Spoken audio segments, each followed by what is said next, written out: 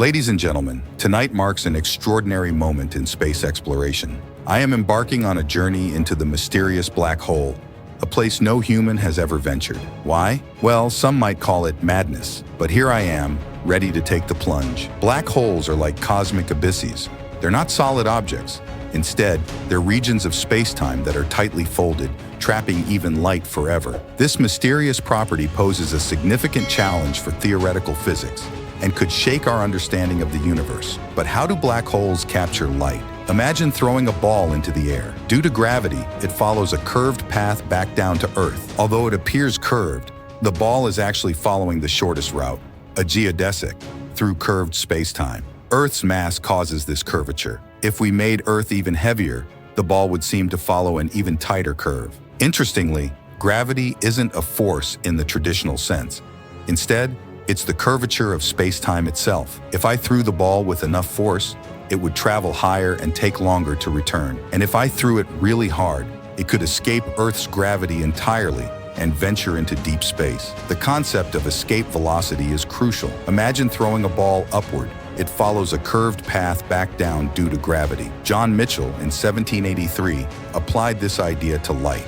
He predicted that a massive object could have an escape velocity equal to the speed of light. Initially, these dark stars weren't taken seriously until Einstein's theory of general relativity, GR, emerged. During World War I, Carl Schwarzschild unexpectedly found a GR solution related to these dark stars. Einstein had considered this implausible. In 1971, the discovery of Cygnus X1 provided real evidence. It wasn't just math. Black holes were genuine phenomena. Physicist John Wheeler coined the term black hole. Since then, we've gathered substantial observational proof, from X-ray binaries to gravitational wave astronomy. Einstein didn't like mysteries, but now we know they're vital for the universe. Every galaxy seems to have a supermassive black hole at its center.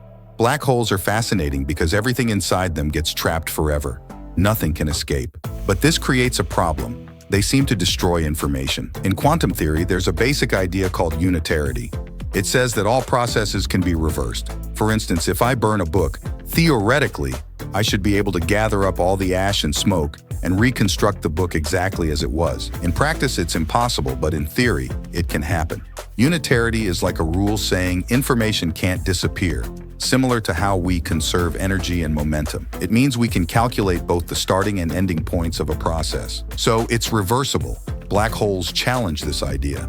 If I throw a book into a black hole, the information gets trapped forever. Even though the book's mass affects space-time, like the recent observations by LIGO of black hole mergers, those gravitational waves don't carry enough information to reconstruct the words.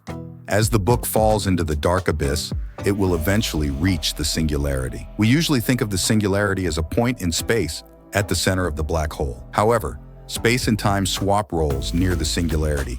It's best described as a future moment in time that we can't avoid reaching, like tomorrow. What happens at the singularity is uncertain. General relativity breaks down at this point. Here's a simplified version. When a pair of particles appears near a black hole, one can fall in and the other can escape. The black hole gives off energy, causing it to lose mass. This is called Hawking radiation.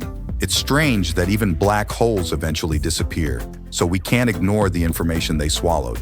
We expect to be able to collect the Hawking radiation and rebuild what was lost. However, Hawking radiation doesn't work this way. A black hole can be described by just three things: its mass, spin, and charge. It's like the no-hair theorem. Black holes have no surface features. If we gathered all the Hawking radiation, we could figure out the total mass that fell into the black hole over time, but we couldn't figure out how the particles were arranged. We couldn't rebuild the book. Another way to understand this is through quantum entanglement. When a pair of particles appears, they are always entangled.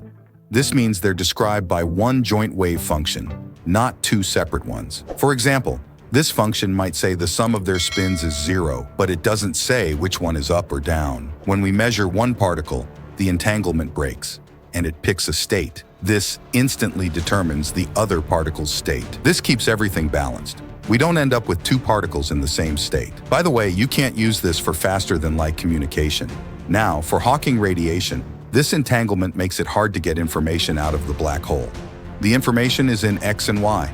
For it to escape, We can imagine one Hawking radiation particle taking away X at one time, and later, another particle carrying Y. But how does the second particle know to carry Y and not X? It seems to know that X has already been taken. To keep track of all the missing information, these emitted particles need to be entangled with each other. However, there's a problem. These Hawking radiation particles are already entangled with their negative energy partners that fell into the black hole. And entanglement is strictly monogamous. They can't be entangled with multiple partners. So we have a paradox. When we encounter a paradox, we can usually resolve it by removing one of the assumptions. What are the assumptions here? There are three. The principle of unitarity, which we've talked about, and then the equivalence principle and locality.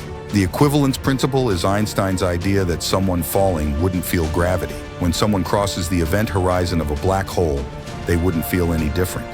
It's just empty space outside and on the horizon, where Hawking radiation can occur. Another important idea is locality, which means things happen in specific places, not everywhere at once. These principles are fundamental to modern physics. As for what happens to information in black holes, it's still a big question. Some scientists think it's lost forever, while others believe it somehow gets out of the black hole. Many physicists have different ideas. For instance, Stephen Hawking and Kip Thorne once bet that information falling into a black hole was lost forever. But Hawking later changed his mind and admitted he was wrong. Most scientists now believe that unitarity is preserved, and somehow the information does get out of the black hole.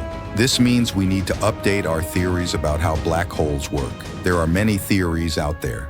Some suggest the information is dumped somewhere else, like in a baby universe inside the black hole. Others propose that black holes reverse into white holes that spit out information.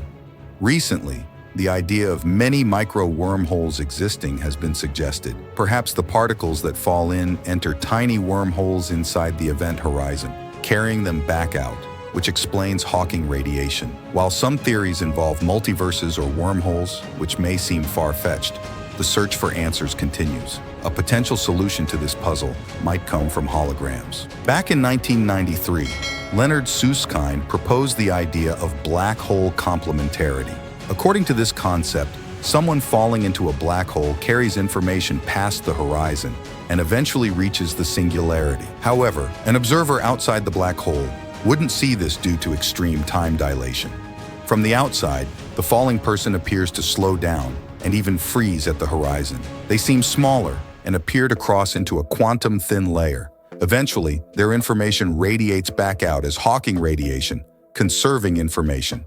But this idea seems to contradict the astronaut's experience. Susskind suggested that both perspectives are valid and that they can't be reconciled. This leads to the strange notion that information is stuck in a thin layer above the event horizon. This layer has a 2D geometry, whereas black holes are typically viewed as 3D objects. Surprisingly, it's been mathematically shown that the information content of a black hole can be described by its 2D surface. This idea is called the holographic principle, which suggests that all 3D phenomena can be represented by a 2D surface. It doesn't prove that we're all holograms, but it's a compatible explanation. This was enough to persuade Hawking to concede the bet, suggesting that unitarity survives, but at the cost of sacrificing locality. However, Kip Thorne remained unconvinced and didn't concede, indicating that there's still debate despite the progress made. Until next time, stay thoughtful and curious. Thank you for watching this science video, everyone. I hope you enjoyed it. Don't forget to hit the like and subscribe buttons.